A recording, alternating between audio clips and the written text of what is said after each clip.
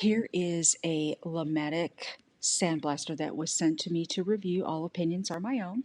It comes with ceramic tips, a siphon hose, as well as a 1/4 inch quick connect for your compressor. It is really easy to put together and very lightweight.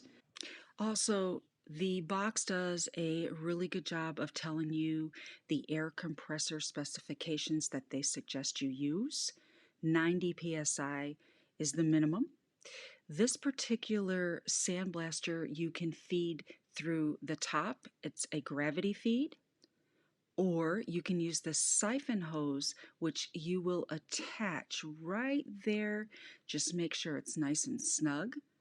The gold buttons you will open or close, and it will tell the gun to either use the gravity feed or siphon. The quick connector right there, if it's still shooting out a little bit of air, add some Teflon tape and that will secure that up. Now it's time to have some fun. I've got my safety glasses on and I'm ready to blast this old table that I've had for a really long time. I'm using the siphon method with some silica sand.